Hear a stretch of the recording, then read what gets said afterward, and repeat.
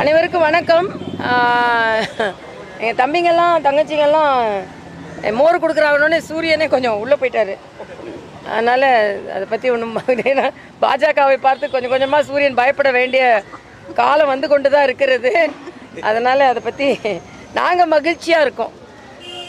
ஏன்னா ஏற்கனவே இங்கே ஆர்எஸ் பாரதி போன்றவர்கள்னா கூட்டணினா மகிழ்ச்சியாக இருக்கக்கூடாதுன்னு குடும்பம் தான் மகிழ்ச்சியாக இருக்கணும் அப்படின்னு. ஏன்னா அவங்க கூட்டணியில் அவ்வளோ பிரச்சனை. அதனால் இப்போ அவங்க கூட்டணி வந்து விவாகரத்து கூட்டணி மாதிரி போய் கொண்டு இருக்குது. எங்கள் கூட்டணி நல்ல குடும்பம் மாதிரி மகிழ்ச்சியாக இருந்து கொண்டு இருக்கிறது. அவ்வளவுதான். ஏன்னா அண்ணன் திருமாவளவன் சொல்கிறாரு, என்னால் கொடியேற்ற முடியலன்னு சொன்னவர் டாஸ்மாகில் ஊழல் இருந்தால் அதை விசாரிக்க வேண்டியது தான் அப்படின்னு. எல்லாத்த விட சிதம்பரம் அவர்கள் தேசிய ஜனநாயக கூட்டணி பாஜக பலம் பொருந்திய கட்சியாக தான் இருக்குது, இந்தி கூட்டணி பலமிழந்த கூட்டணியாக தான் இருக்குதுன்னு சசி தரூர் மரியாதைக்குரிய பாரத பிரதமரை உண்மையிலே பாராட்ட ஆரம்பித்தார். மரியாதைக்குரிய சிதம்பரம் அவர்கள் இந்த உண்மையை யாரும் மறைக்க முடியாது. அதனால் அவர்களும் இன்று பாராட்ட ஆரம்பித்து விட்டார்கள். ஆக நீங்கள் பார்த்தீங்கன்னா மரியாதைக்குரிய பாரத பிரதமரின் நல்லெண்ண அடிப்படையினாலும் நல்ல ஆட்சியினாலும் எதிர்கட்சியை சார்ந்தவர்கள் கூட அவரை பாராட்டியே ஆக வேண்டும் என்ற ஒரு சூழ்நிலை வந்து கொண்டிருக்கிறது. அது மட்டுமல்ல, ஒரு பாராளுமன்ற குழுவை உலக நாட்டிற்கு அனுப்புகிறார்.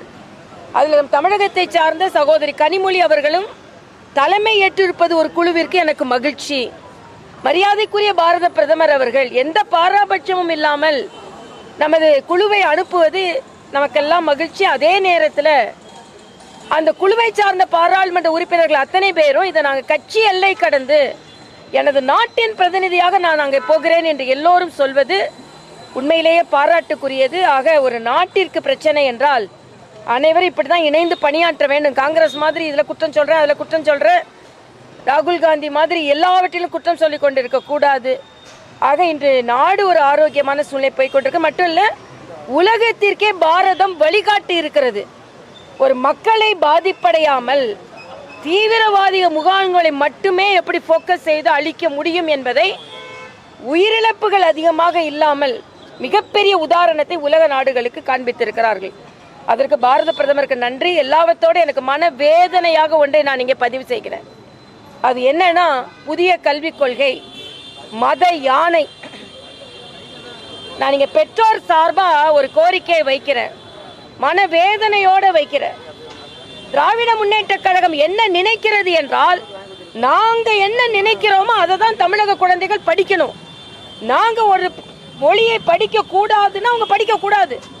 அவங்களுக்கு என்று தனிப்பட்ட விருப்பம் இருக்கவே கூடாது அப்படின்ற ஒரு நிலையை ஆணவத்தோடு அவர்கள் எடுக்கிறார்கள். அந்த மத யானை தான் புதிய கல்விக் கொள்கை. மத யானை இல்லை, எங்களை மீறி எதுவும் செய்ய முடியாது என்று ஒரு ஆணவத்தோடு தமிழக அரசு நடந்து கொள்கிறது பாருங்கள், அதுதான் மத யானை. குழந்தைகளிடம் விட்டுவிடுங்கள், பெற்றோரிடம் விட்டுவிடுங்கள். இதுல பொய்யாமொழி பொய்யா சொல்றார், அன்பில் பொய்யாமொழி. இதுல காவியமயமாக கொண்டிருக்கிற சாஃப்ரனைசிங் அப்படின்னு சொல்றாரு. நான் கேட்கிறேன், அதுல வந்து இந்த கொள்கை உடையவர்களும் குழுக்கள் இருந்தாங்க. நீங்க வேணா போய் பாருங்க இணையதளத்துல. கஸ்தூரி ரங்கன் அவர்களோடு 12 பேர் எல்லோருமே கல்வியை முதல் தரமாக்க வேண்டும் என்று குறிக்கோளோடு பணியாற்றியவர்கள். ஆனா இன்னைக்கு ஏழை குழந்தைகள் தங்கள் வீட்டு குழந்தைகள் மாதிரி படிச்சிடக்கூடாது. ஏன் குழந்தை பிரெஞ்சு படிக்கலாம், ஆனா பிஞ்சு குழந்தைகள் வேற எதுவும் படிச்சிடக்கூடாது அப்படின்னு ஒரு நோக்கத்தோடு செயலாற்றி கொண்டிருக்கிறார்கள். தமிழகத்தின் பெற்றோர் சார்பில் நான் கேள்வி கேட்கிறேன், தயவு செய்து கல்வியில் நீங்கள் தலையிடாதீர்கள் என்பதை நான் கேட்டுக்கொள்கிறேன். தமிழ் பாடத்துல 8 பேர் தான் 100க்கு 100 வாங்கிட்டாங்க. தமிழை இவர்கள் இப்படி வளர்க்குறாங்க. மதுரையில ஒரு பள்ளியில தமிழாசிரியர் இல்லாததுனால தமிழ்ல ஃபெயில் ஆயிருக்காங்க. நீங்க என்ன சொல்றீங்க? சாலையில பஸ் போக முடியல, கார் போக முடியல, ஓட்டை எங்க விழுன்னு நம்ம பார்த்துட்டு இருக்க வேண்டியிருக்கு. சாலையில ஓட்டை விழுறவங்களுக்கு ஓட்டு போட முடியுமா? என்னமே முடியவே முடியாது. அதனால இன்று காலகட்டத்தில் அண்ணன் ஸ்டாலின் வேணா என்ன அடிக்கடி ஊட்டி போகலாம், நிரந்தரமாக போய் குழு குழுன்னு இருக்கலாம். ஏன்னா மக்கள் நிராகரிக்க போகிறார்கள் என்பதை நான் தெரிவித்துக் கொள்வேன்.